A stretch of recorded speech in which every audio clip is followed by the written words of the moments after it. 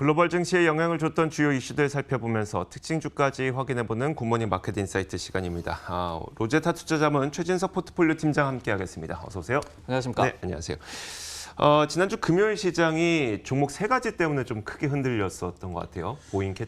보잉하고 존슨앤존슨 그리고 넷플릭스. 네, 이제 중국에서 3분기 성장률이 좀 6%로 둔화됐고 미국에서도 경기 선행지수가 부진하고 이런 좀 지표 부진의 악재가 있기는 했지만은 말씀해 주셨듯이 다우와 이제 나스닥 같은 경우에 특히 하락폭이 좀 과대한 몇몇 종목들 때문에 전체 증시도 좀 분위기가 침체가 됐는데요.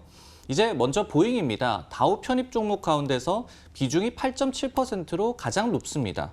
근데 이제 2016년에 이미 조종사 2명이 737 맥스 항공기의 결함을 알렸으나 이를 당국에 알리지 않았다라는 지적이 제기가 되면서 6.8% 급락했고 2016년 2월 이후 1일 기준으로 최대 낙폭 그리고 주가가 2달 최저치까지 떨어졌는데요. 네. 여기에 이제 존슨앤존슨이 다우 편입 종목 가운데서 또 비중이 3.25%로 15위 정도 한 이제 중간 정도 되는데 베이비 파우더 제품에서 성명 검출에 따른 이제 리콜을 결정을 하면서 또 6.2% 급락을 했고 이 두 주식의 이제 낙폭을 계산을 해보면은 한 0.8% 정도가 정확하게 네. 나오거든요.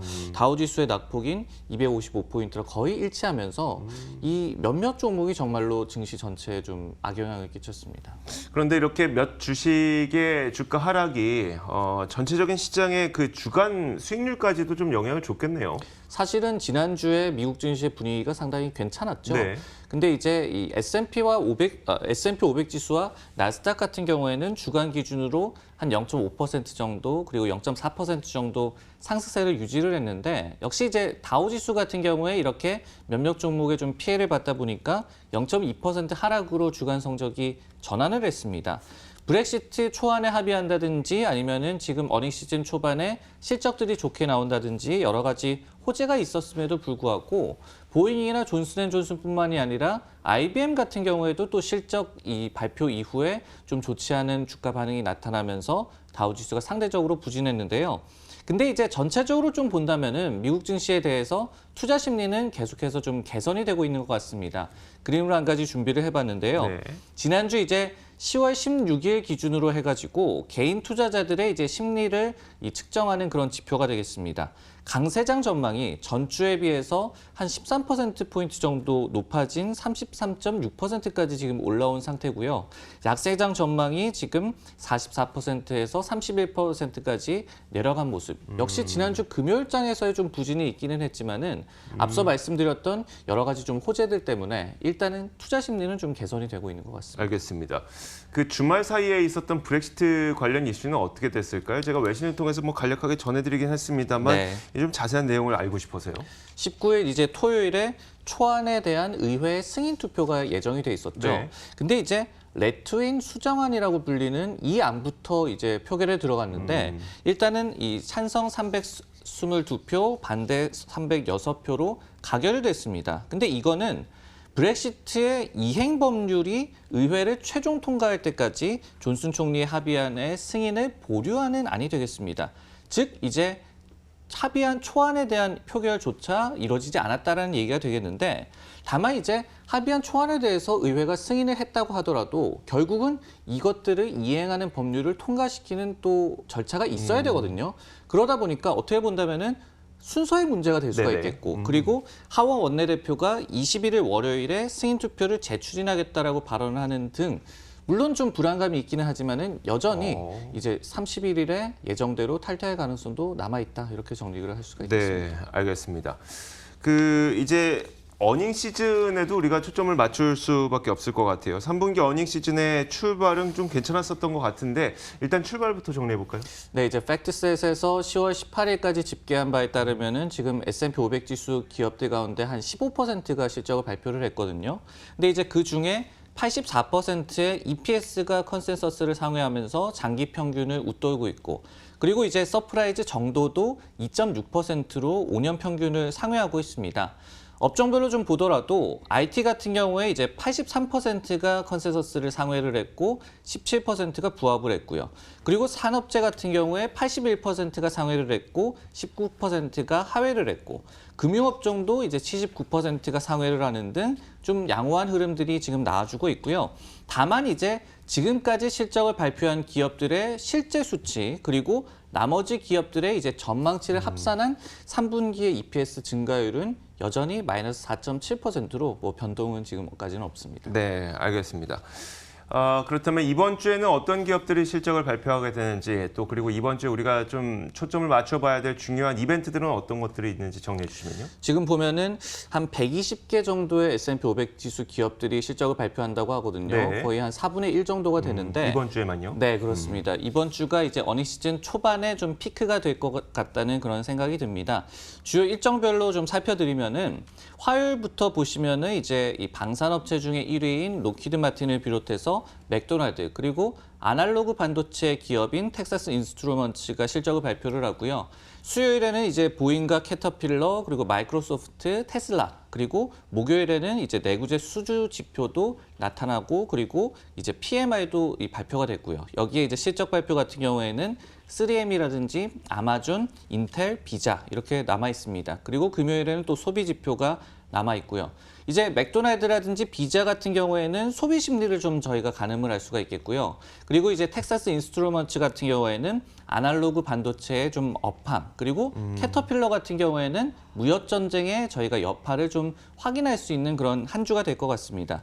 지금 이제 다우와 S&P 500 지수 같은 경우에는 또 사상 최고치에 한 1% 정도 근접을 했고 네. 나스닥도 한 2% 정도로 어느새 또 근접을 해온 상태거든요. 이 어닝 시즌이 초반에 좀 호조세를 이어가면서 이 사상 최고점을 신고점을 다시 한번 경신할지 좀 주목해 봐야 되겠습니다. 자, 23일 수요일에 이 보영의 실적 발표가 있다고 했습니다. 아마 우리 시간으로는 24일 목요일에 우리가 좀 실적을 이 시간을 통해서 확인해 드릴 수가 있을 텐데 보잉은 실적 발표를 앞두고 사실 어떻게 보면 주가가 급락한 뭐 악재가 터졌다기보다는 숨어 있던 게 드러난 건데 그러다 보니까 실적 전망은 또 어떨까 좀 불안하기도 하거든요. 네, 그렇습니다. 그리고 실적이 실제로 발표가 됐을 때 또 주가가 급락해서 네. 다우지수나 이렇게 시장 전체에 악영향을 끼치지 않을까 이런 좀 불안감이 있죠. 전망치를 한번 살펴보도록 하겠습니다. 보잉 같은 경우에는 역시 지금 737 맥스 항공기의 운항 중단 같은 그런 이슈가 있기 때문에 전년 대비해서 실적이 큰 폭으로 감소할 것으로 예상이 되고 있는데요. EPS 같은 경우에 전년 대비 42% 감소한 2.09달러, 그리고 매출 같은 경우에 21% 역시 감소한 거의 한 200억 달러 정도가 예상이 되고 있습니다. 근데 이제 보잉 같은 경우에는 요즘에는 실적 수치가 중요한 게 아니고 실적 발표를 통해서 이제 737 맥스 운항 재개 타이밍과 관련한 경영진들의 발언이 더 중요하겠죠. 네. 그리고 이제 2분기의 실적 발표에서는 예상보다 큰 폭의 좀 손실을 발표를 했습니다. 근데 이제 여기에 더해가지고 어떤 불확실성이 아직까지 있기 때문에 가이던스를 아예 발표도 하지 않았죠. 이런 부분들이 불안 요소로 좀 지목이 되면서 이 발표 당일에 3.1% 주가가 하락했고 다음 날도 3.7% 하락한 바가 있기 때문에 이번에도 이런 분위기를 좀 감안을 해야 될 것 같고요. 다만 이제 보잉과 관련을 해서도 나쁜 소식만 있는 것이 아닌 게 지난주 금요일에 이제 제프리스라는 IB에서는 이번에 어떤 이 결함과 관련된 메시지 공개와 737 맥스 항공기의 장기 전망과의 연관성에 대해서는 좀 잘 모르겠다. 그러면서 보잉이 향후의 안전성 개선을 위해서 많은 노력을 해왔다라고 분석을 했습니다. 그러면서 올해 말에 이제 당국 승인이 떨어지고 그리고 내년 1분기에 737 맥스 항공기가 운항이 재개될 것이다라는 전망을 그대로 유지를 하면서 주가 급락 시에 매수 기회라고 또 했거든요. 좋지 않은 분위기 상에서도 또 이런 의견도 있다라는 점 참고하시기 바라겠습니다. 네, 알겠습니다. 자, 워낙 지난 금요일 시장이 개별 주식들의 주가 하락의 여파를 크게 받았다고 얘기를 했으니까 한 가지 종목을 또 특징주로 살펴볼 텐데 마이크론을 들고 오셨어요. 마이크론도 그 나스닥 지수의 하락에 좀 영향을 줬었죠. 그렇습니다. 넷플릭스도 물론 좀 악영향을 끼쳤지만은 마이크론 같은 경우에 디램 가격의 하락세가 다시 한번 거세지고 있다. 이런 소식이 전해졌거든요. 네. 그러면서 주가가 4.5%나 급락을 했습니다.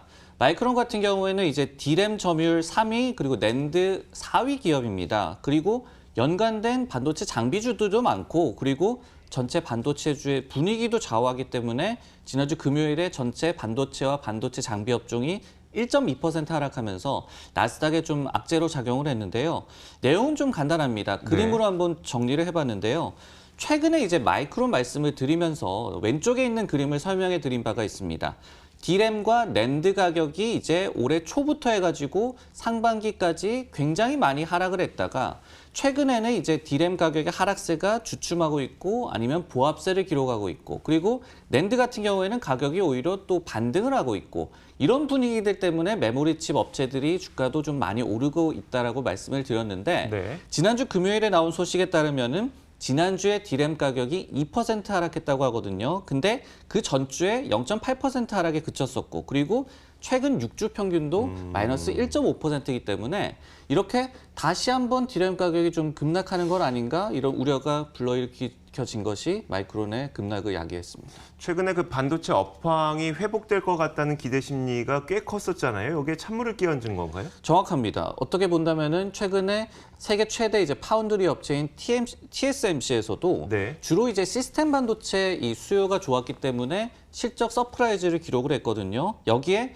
또 올해 자본 지출을 50% 늘려서 150억 달러로 책정을 할 것이다라는 소식에 칩 수요가 증가할 것이다라는 기대치가 상당히 좀 올라왔었습니다.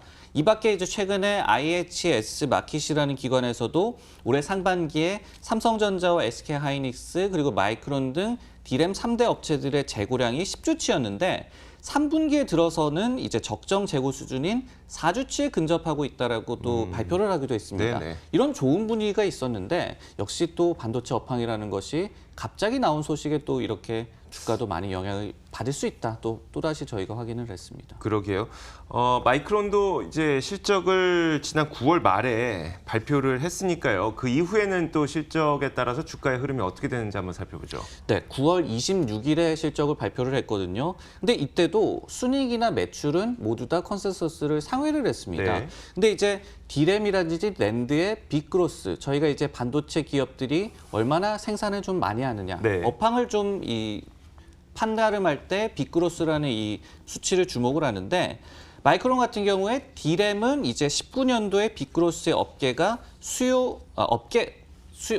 빅그로스가 업계 수요, 즉 10% 중반대 이 증가를 소폭하여야 할 것이다. 그리고 랜드 같은 경우에는 20년도에 빅그로스가 업계 수요를 크게 하여야 할 것이다. 이렇게 발표를 하면서 네. 당일에 주가가 11% 하락을 했고 그 이후에 주가가 급등락을 거듭하면서 지난주 금요일까지 본다면은 실적 발표 이후에 지금 마이너스 10%의 수익률을 기록을 하고 있거든요. 네. 그렇기 때문에 지난주 금요일에 또 이렇게 이 급락이 나왔지만은 변동성이 큰 주식답게 어떤 또 급작스러운 호재에 반전을 할런지 아니면은 전체적인 메모리칩 업황 이 개선 기대감에 정말로 좀 훼손이 간 것인지 좀 이 주목을 해봐야 될 것 같습니다.